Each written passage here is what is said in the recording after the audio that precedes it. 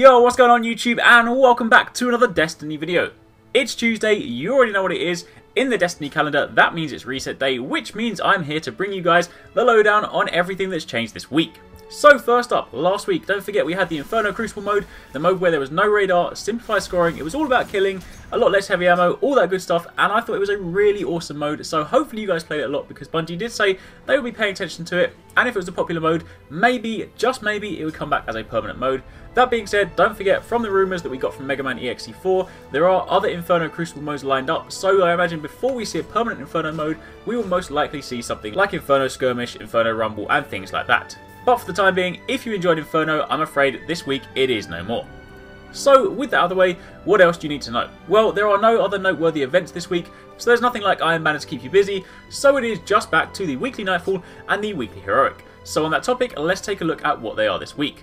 Now, if you remember, I put out a predictions video last week where Reddit user MymonGuy successfully predicted last week's Nightfall, last week's Xur stock, and he's also successfully predicted this week's Strike and the Nightfall modifiers. I'll get to the Nightfall in just a second, but credit where credit is due, this guy's information is solid. Which means, unless Bungie do some behind the scenes trickery, we also already know what is in line for this week's Xur stock. So if you want to know what that is, then I'll leave a link to the predictions video in the description box down below and at the end of this video, so you can click that and check it out. But anyway, on to this week's Strike. So, as predicted, this week's Strike is Ishtar Sync. We're going to go and crack the Easter egg, crack the Kinder egg, and fight the Archon Priest. So your weekly Heroic has just one modifier, and it's a simple one this week, it is Void Burn. So grab those Void weapons, dish out the damage, and I'll talk recommendations for weapons at the end of this video. Then on the Nightfall side of things, the other thing that MymonGuy did predict, as I said, he did get the modifiers correct, he predicted that this week we would have a Rainbow Burn. And what I mean by that is it's all three burns. Solar, Arc, and Void. And lo and behold, that is exactly what we have. Solar Burn, Arc Burn, Void Burn, and there is Epic on the side, but to be honest, when you got a Rainbow Burn, that's not really an issue. It doesn't matter if heavily shielded and highly aggressive enemies appear in great numbers, because with that triple burn, they are going to get wasted. So, with that in mind, let's talk about weapon recommendations. First up, primary weapons. So given that we have a triple burn, the best thing to do this week is to try and cover all bases, which means it's worth using one of your slots for Arc, one for Solar, and one for Void. So with that in mind, my Void weapon this week will probably go in my primary weapon slot, and I'll probably take the Word of Crota. I'm just a hand cannon user, so it works well for me, but the added Void damage does mean it'll be really, really good. Plus, when you get to the later part of the strike and you have to run down that long stretch, there are Praetorians with Void shields, so it'll make light work of them. That being said, don't forget that Pulse Rifles did get a much needed damage buff, and they are actually really, really good in PvE. So, something like the Oversoul Edict, which deals arc damage, could also be a great primary weapon choice.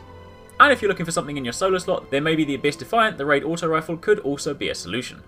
Then moving on to secondaries, once again don't forget, since the most recent 1.1.1 update, shotguns also got a 100% damage increase in PvE, so they are so much more effective right now, which means, although you're still never going to take a shotgun to a boss because it's still going to slap you down, when you're fighting the smaller mobs, a shotgun could actually be an extremely viable option, especially given that there are some enemies in here that do run up to you, so something like a Swordbreaker could be your Void shotgun, could be your Void element, and could be something worth considering. Alternatively, if you want a solo solution, and this could be really great for the final boss, you could go for Black Hammer.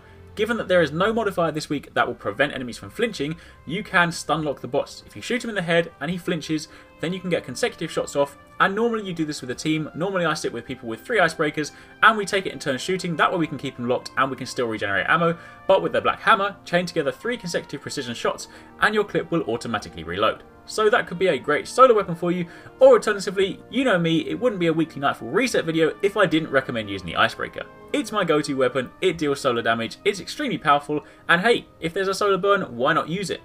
Then finally onto heavy weapons. If ever there's a solar burn, then one of the go-to weapons people often use is Yellowhorn, simply because it's a beast, it deals massive damage, and it's a really good way to take down bosses really fast, and given that there's a rainbow burn, it does mean you can use solar. So Yellowhorn is a really good way to take down this boss fast, especially if you all have them, the Archon Priest will go down in no time.